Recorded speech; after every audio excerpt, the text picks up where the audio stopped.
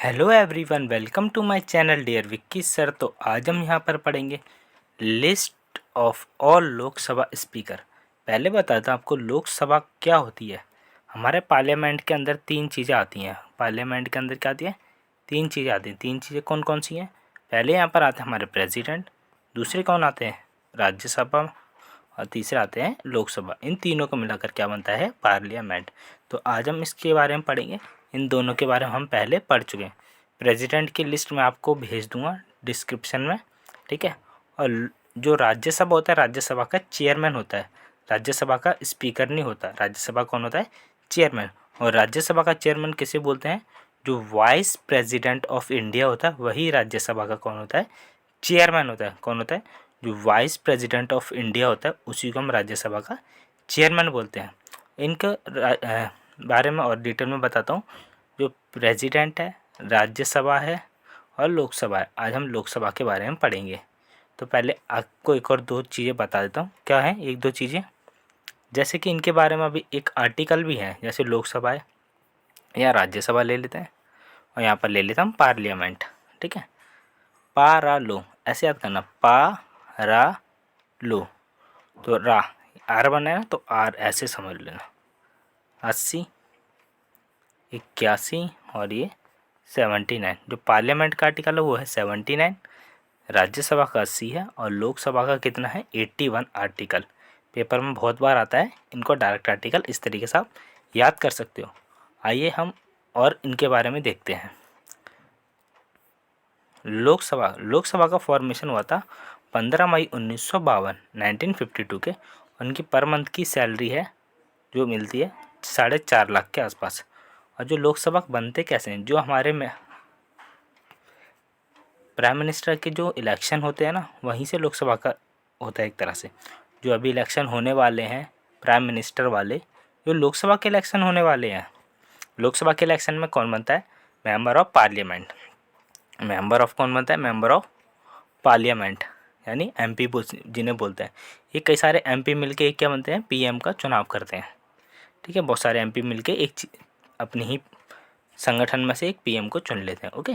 PM के कभी चुनाव नहीं होते डायरेक्ट, पीएम को ये एमपी के चुनाव होते हैं, उन वो सारे मिलके इसको चुन लेते हैं, ओके। इस तरीके से पीएम बन जाते हैं। और लोकसभा ना डिसॉल्व हो जाती है। डिसॉल्व क्या होते हैं? हर 5 साल के बाद लोकसभा ख़त्म हो जाती है। हर 5 साल के बाद लोकसभा ख़त्म हो जाती है, हर 5 ईयर के बाद, ठीक है। अब जो 5 ईयर ये आ गया, मोदी जी का काल ख़त्म हो गया, ठीक है। मतलब कि उनकी जो कार्यकाल है वो समाप्ति हो जाएगी, तो लोकसभा भंग हो जाएगी, पूरी तरह से डिसॉल्व हो जाएगी। और राज्यसभा होती है वो कभी डिसॉल्व नहीं होती, क्योंकि उसका कभी कोई कार्यकाल ख़त्म ही नहीं होता, ठीक है। तो लोकसभा में हर 5 साल के बाद कार्यकाल ख़त्म हो जाता है, फिर नई लोकसभा बनती है, ठीक है। और आज हमें पता चलेगा अभी कौन से नंबर की लोकसभा है, और सभी लोकसभा स्पीकर को हम एक एक करके जानेंगे। लोकसभा का स्पीकर को क्या होता है? लोकसभा के स्पीकर, पहली जब मीटिंग होती है लोकसभा की, फर्स्ट मीटिंग होती है लोकसभा की, तभी उनमें से एक जनरल इलेक्शन करवा लिया जाता है, और उनमें से एक स्पीकर को चुन लिया जाता है। कितने? 5 सालों के लिए। कितने? 5 सालों के लिए उसमें से एक स्पीकर को चुन लिया जाता है। आगे देखते हैं। सबसे पहले जो हमारे स्पीकर बने थे, जिनका नाम है जीवी मालवनकर। इनका नाम है पूरा गणेश वासुदेव मालवनकर। इनकी कंस्टिट्यूंसी के बारे में अभी मैं बताऊँगा। इसका मतलब क्या होता है? ये अहमदाबाद से थे, और इन्हों का जो कार्यकाल था वो ये था। ये जो प्लस का निशान लगा, इसका मतलब क्या है? इसका मतलब है, यहाँ पर ऐसा निशान आपको दिख रहा है, इसका मतलब यह है कि इनकी मृत्यु हो गई थी इनके कार्यकाल के दौरान, ओके। देहांत हो गया था इनका। ये हमारे पहले लोकसभा स्पीकर बने थे, और इनको पॉपुलरली किन्हीं से दादा साहेब के नाम से इन्हें जाना जाता था, ठीक है। आइए मैं बताता हूँ कंस्टिट्यूंसी का मतलब क्या होता है। चुनाव क्षेत्र का एक निश्चित भू क्षेत्र, और जिसे निवासी जो किसी विधायक या अफसर का चुनाव करता है, तो जहाँ से वो चुनाव लड़ते हैं या जीतते हैं, उन्हीं की जो कंस्टिट्यूंसी होती है वहाँ से का इनको बोलते हैं कंस्टिट्यूंसी। मतलब जिस एरिया से जीते वहाँ को। आइए सेकंड यहाँ पे आपको दिख रहे हैं, कौन है यहाँ से? एम ए अय्यर कौन है? ठीक है, इनका पूरा नाम यहाँ पर लिखा हुआ है, आप देख लेना। और ये हमारे पहले कौन रहे थे? फर्स्ट लोकसभा तो वो थे, ये फर्स्ट डिप्टी स्पीकर रहे थे, first deputy speaker, okay, first deputy speaker. और यहाँ पर ये 5वें गवर्नर रह चुके थे भारत के बिहार के 5वें गवर्नर। और इनकी जो कंस्टिट्यूंसी थी वो थे चित्तौड़ से।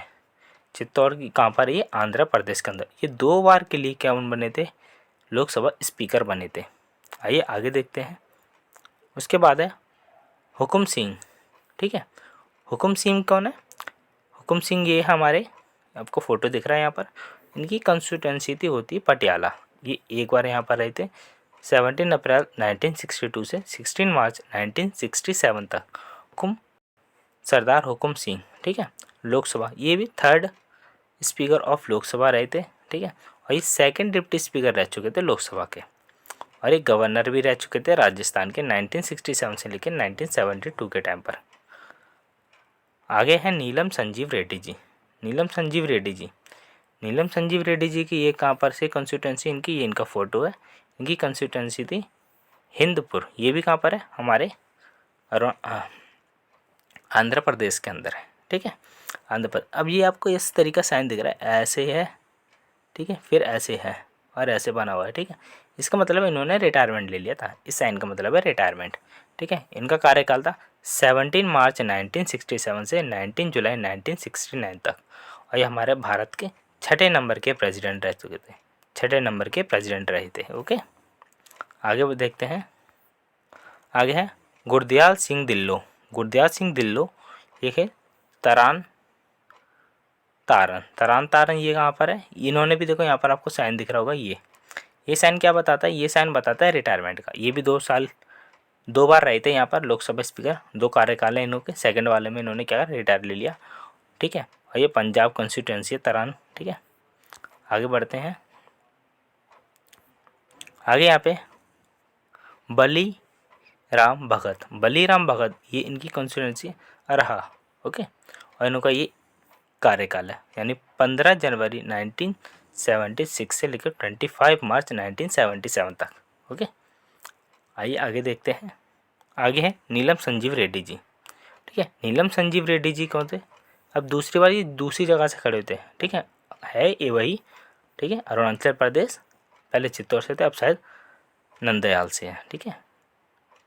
इन्होंने फिर क्या करा, यहाँ पर आपको ये साइन दिख रहा है। ये साइन क्या बताता है? ये साइन बताता हमें कि इन्होंने दोबारा से रिटायरमेंट लिया। 6ठे नंबर के प्रेसिडेंट रह चुके थे, इन्होंने दोबारा से रिटायरमेंट ले लिया। आगे देखते हैं। आगे कौन है? KS हेज, ठीक है। खुदवोर सदानंद हेज, ओके। ये बहुत बढ़िया शख्स थे। इनके बारे में क्या है, पहले थे बेंगलोर साउथ, ठीक है, बेंगलोर है वहाँ के साउथ से ये कंस्टिट्यूंसी थी इनकी। और 21 जुलाई 1977 से लेकर 21 जनवरी 1980 तक रहे थे। ये कौन थे? ये तो इंडियन जूरिस्ट, मतलब जज थे पॉलिटिकल। उन्होंने पहले, इससे पहले जो यहाँ पे जो लोकसभा स्पीकर बने थे, उससे पहले ये सुप्रीम कोर्ट के अंदर भी जज रह चुके थे, ठीक है।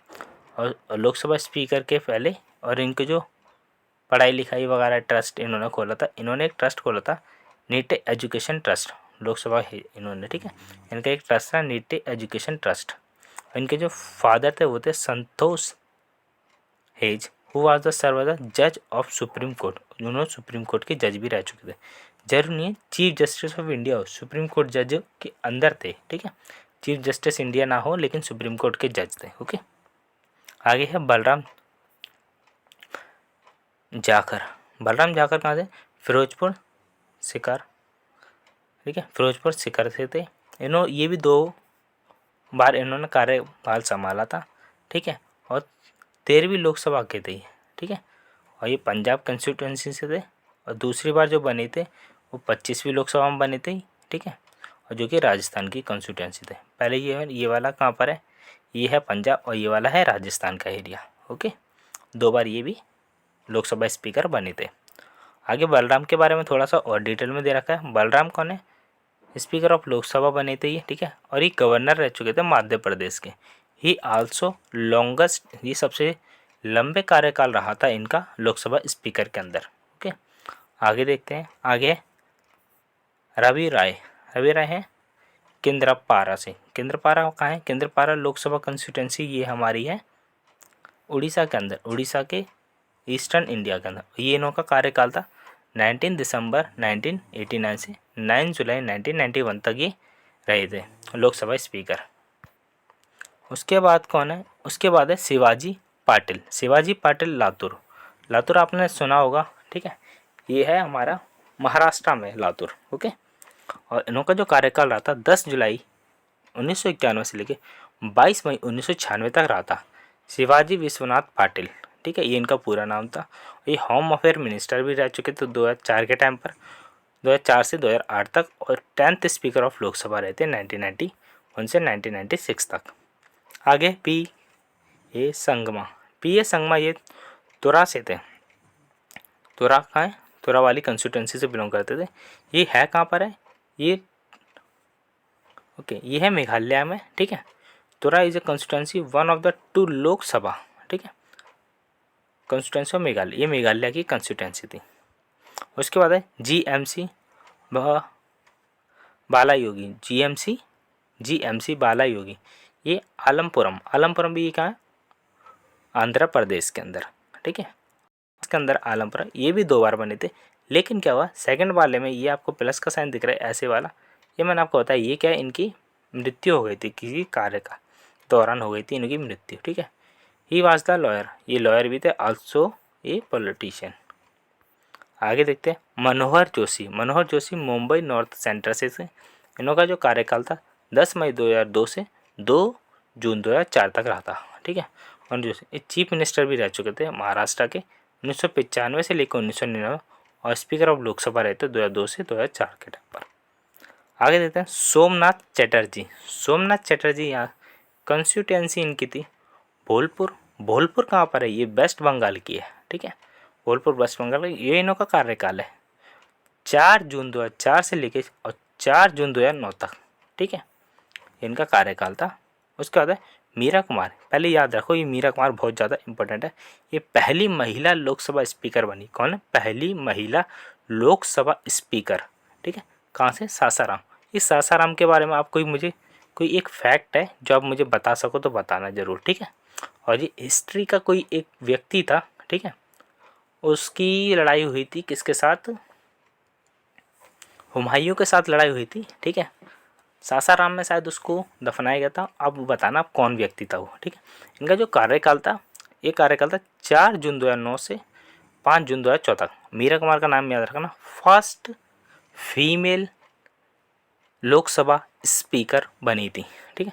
40वीं लोकसभा पार्लियामेंट्री, ठीक है, काफ़ी जैसे बिहार की 40वें नंबर की जो लोकसभा थी वहाँ की रह चुकी थी ये, ठीक है।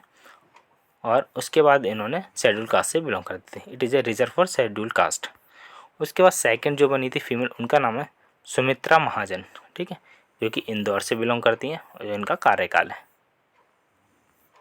आगे देखते हैं जो ओम बिरला जी है। ओम बिरला जी कोटा से बिलोंग करते हैं, ठीक है। अभी ये पदाधिकारी है, मतलब अभी जो प्रेजेंट में लोकसभा है, ठीक है, उसमें ये है 19 जून 2019 से ये कार्यभार संभाल रहे हैं ओम बिरला जी, ठीक है। एग्रीकल्चर एंड सोशल वर्कर हैं ये।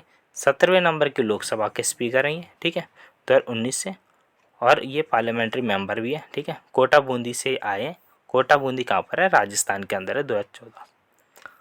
अगर आपको वीडियो पसंद आए, आपको कुछ नॉलेज मिली है, आप लोकसभा स्पीकर के बारे में अच्छे समझ सके, अगर आप चाहते हो कि लोकसभा का एक पर्टिकुलर आर्टिकल वगैरह कैसे बनते हैं, लोकसभा इलेक्ट कैसे होते हैं, अगर वो चाहते हो तो आप मुझे कमेंट में कमेंट कर सकते हो, ठीक है।